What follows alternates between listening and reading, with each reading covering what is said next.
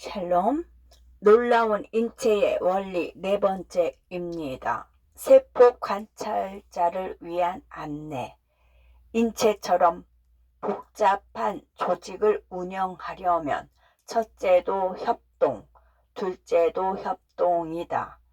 분업을 잘하는 팀이 성공하기 마련이듯 체세포에게도 분업이 필수다. 가지가 달린 뉴런은 메시지를 나르고 둥근 지방세포는 에너지를 저장하고 길쭉한 근육 섬유는 몸을 움직이고 도넛 모양의 적혈구는 산소를 나른다. 이런 다양한 종류의 체세포들은 하나의 수정란에서 탄생한 후손들이기 때문에 모두 같은 DNA를 갖고 있다.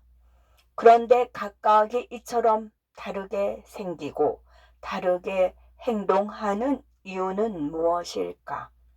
만약 우리가 오믈렛만 만들고 싶다면 요리책을 통째로 읽을 필요는 없을 것이다. 마찬가지로 특정 종류의 세포는 자기 일에 필요한 유전자 지침만 골라 읽으면 된다.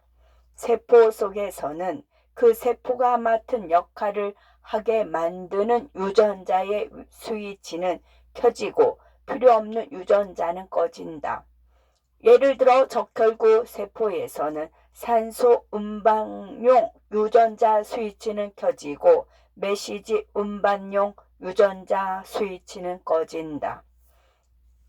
세포는 우리 몸에 있는 200개 남짓한 종류의 체세포 중 일부다.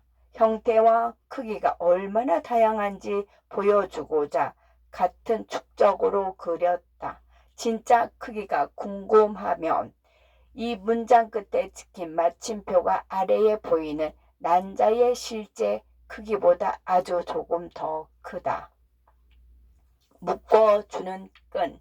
몸은 조직들의 집합이다. 조직은 마음에 맞는 세포들끼리 긴밀한 공동체를 이루어 함께 일하는 것을 말한다. 인체에는 4가지 조직이 압도적으로 많다. 상피 조직은 몸속 공간들의 속면과 몸의 표면을 이룬다. 근육 조직은 움직임을 일으킨다.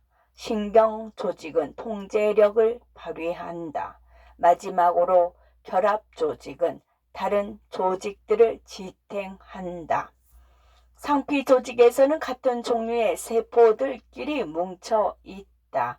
세포 스스로 배출하는 분비물이 이들을 붙여주는데 여기에 강도와 안정성을 더하기 위해서 세포 사이 이음부의 특수한 구조를 마련한 조직도 많다.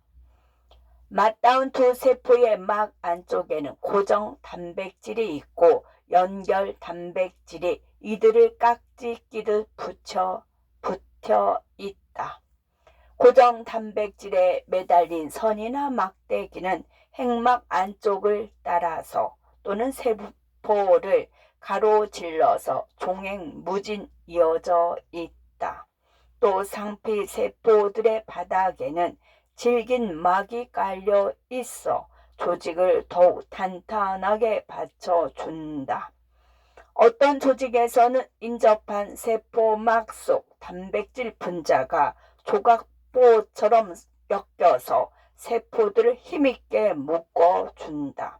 그런 구조에서는 어떤 물질도 세포들 사이로 슬그머니 새어나갈 수 없고 반드시 세포들 속을 통과해서 지나가야 하므로 세포들이 물질의 움직임을 통제할 수 있다. 세포들은 서로 통신할 수 있어야 한다. 가까운 거리에 있는 세포들은 단백질로 만들어진 통로를 통해 직접 메시지를 전달한다. 당이나 아미노산 같은 작은 분자들이 그 통로를 통과해서 이 세포에서 저 세포로 이동한다. 연결하는 조직. 연결하는 조직. 몸에서 부피가 제일 크고 가장 넓게 퍼져 있는 조직은 결합 조직이다. 뼈, 연골, 지방 등 여러 형태로 존재하는 결합 조직은 다른 조직들을 한데 묶고 그들을 든든하게 지탱하며 보호한다. 우리 몸이 한 덩어리로 붙어 있는 것은 결합 조직 세포들이 유연하면서도 튼튼한 물질을 만들기 때문이다. 뼈는 엄청난 무게를 견딜 수 있다. 힘줄과 인내는 상당한 장력을 참을 수 있다. 결합 조직 중에서도 가장 널리 퍼진 것은 상피 조직 같은 조직을 밑에서 떠받치고 있는 느슨한 조직이다. 그 속에는 섬유모세포가 들어있다. 섬유모세포는 겔 같은 물질을 분비하는데 그 물질 속에는 조직을 강하게 만드는 악교섬유, 콜라겐 섬유와 탄력 있게 만드는 탄력 섬유가 얼기설기 엮어 있다. 악교섬유와 탄력 섬유는 단백질의 일종이다. 바탕질에 갇힌 물은 조직액이 된다. 세포들은 조직액을 통해서 혈관이 제공하는 영양소를 공급받고 조직액 속에서 노폐물을 배출해서 제거한다. 결합 조직은 다른 조직들과 힘을 합쳐서 심장, 위, 뇌 등 전문적인 기관을 만든다. 몇몇 기관이 각자의 전문 능력을 공유하며 함께 일하는 것을 기관계라고 하고 그런 기관계가 12개 남짓 모이면 한 사람이 된다. 제2장 재빠르게 산소 보내주기. 숨쉬기는 밥 먹기나 물 마시기와 달리 한시도 쉬지 않고 해야 하는 활동이다. 우리 몸의 모든 세포는 산소가 있어야 에너지를 낼 수 있고 에너지가 있어야 세포가 살고 우리도 산다. 1분에 몇 번씩 폐로 공기를 빨아들였다가 불어서 내보내는 일을 효율적으로 세심하게 통제하는 활동은 세포들에게 산소를 보내주는 첫 단계다. 두 번째 단계, 즉 산소를 신속하게 일정하게 세포까지 전달하는 일은 심장과 혈액이 맡는다. 피는 노폐물로 나온 이산화탄소를 거둬서 몸 밖으로 내보내는 일도 맡는다. 두 체계 중 하나라도 망가지면 삶이 엄청나게 어려워진다. 하지만 우리는 그런 상황이 실제로 벌어지기 전에는 두 과정의 중요성을 인식하지 못한다. 아예 생각조차 하지 않는 것이다. 공급사슬. 산소를 소비하고 이산화탄소를 내놓은 일은 대부분의 생명체가 밤낮 없이 평생 하는 일이다. 사람도 마찬가지다. 우리가 그렇게 써버리는 산소를 다시 채워주는 것은 누구일까?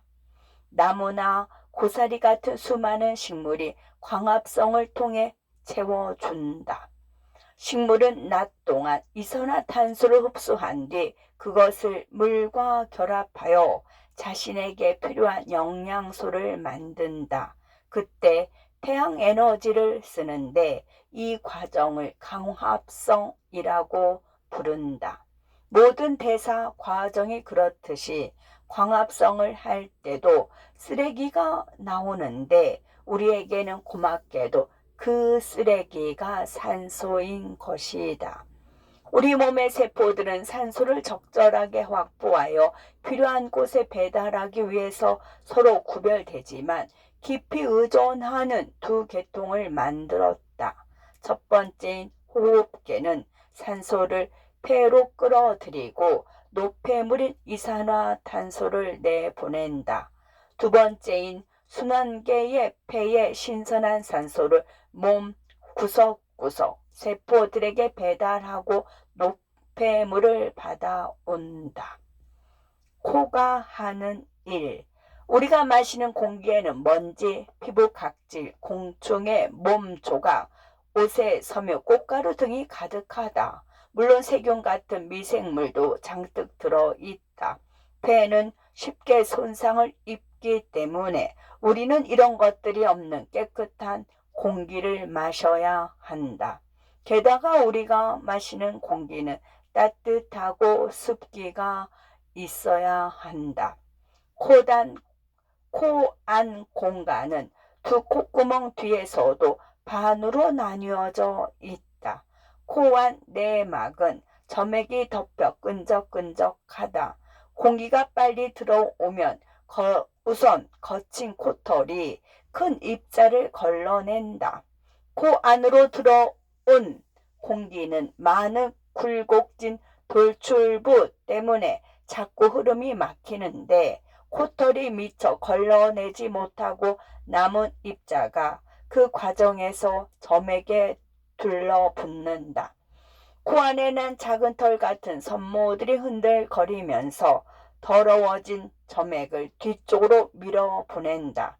점액은 목구멍을 거쳐 위로 들어가서 소화된다. 청소 작업이 이루어지는 동안 혈관에서 나온 열기가 공기를 데운다. 또 축축한 점막에서 증발한 수증기 덕분에 공기가 습기를 머금는다. 활짝 열린 통풍로. 활짝 열린 통풍로. 공기와 음식물이 몸속을 통과하는 여정을 보면 처음에는 잠깐 같은 길을 간다. 둘 다 목구멍을 지나기 때문이다. 코 안을 거치며 깨끗해진 공기는 목구멍, 인두, 후두, 기관, 숨통과 기관지를 지나 폐로 들어가고 입을 통과한 음식물은 목구멍과 식도를 거쳐 위로 들어간다.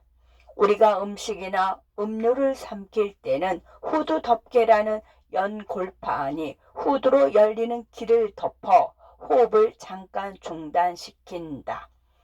음식물이 올바른 길로 내려가지 않아서 기도가 막히는 재앙을 방지하기 위해서다. 기관은 C자 모양의 연골들이 비닐하우스의 타원형 버팀대처럼 지탱해 주기 때문에 우리가 숨을 들여 마셔도 기관이 폭삭 접히지 않는다. 하지만 기관의 뒷부분에는 연골이 없어서 음식물이 식도를 통과할 때는 식도가 기도를 밀고 들어와 넓어진다. 코에서 시작된 공기 여과 과정은 기관에서도 계속된다. 기관에서도 점액과 섬모가 불청객을 붙잡아 처리한다. 다른 점은 먼지와 세균으로 더러워진 기관 점액이 위쪽으로 올라온다는 점이다. 이 점액은 목구멍으로 올라온 뒤에 다시 식도를 통해 밑으로 내려가서 위로 들어가 분해된다. 혹은 가래가 되어 입 밖으로 나가기도 한다. 깊게 들이마셔요. 깊게 들여 마셔요. 가슴 깊숙한 곳, 심장 바로 위에서 기관은 왼쪽 기관지와 오른쪽 기관지로 갈라진다. 기관지는 폐로 연결되어 공기를 주고받는다. 폐와 심장은 가슴 공간을 그 아래의 배 공간과 나누어 주는 돔 모양의 근육판이 가로막, 횡격막 위에 앉아 있다. 갈비뼈, 늑골은 새 장기의 울타리가 되어 보호해 준다. 갈비뼈는 앞으로는 복장뼈, 흉골에, 뒤로는 척추뼈에 붙어 있다. 갈비뼈 길이는 갈비 사익은 늑간근으로 이어져 있다. 그리고 배는 가슴막, 흉막, 늑막이라는 이중 조직층에 쌓여 있는데 안층은 폐 표면에 붙어 있고 바깥층은 가스만 흉관과 가로막에 붙어 있다. 두 층 사이의 좁은 공간에는 윤활액이 담겨 있어서 두 층이 미끄러지듯 움직이되 떨어지지 않게 한다. 폐를 확장시켜 공기를 들여 마시는 일은 전적으로 가로막과 갈비 사이근의 임무다. 가로막이 수축하며 막이 팽팽해지면서 폐를 아래로 끌어내리고 갈비 사이근이 수축하며 갈비뼈와 폐가 위쪽과 바깥쪽으로 당겨진다. 그러면 폐 속 공간이 늘어나고 폐 속의 기압이 바깥 기압보다 낮아진다.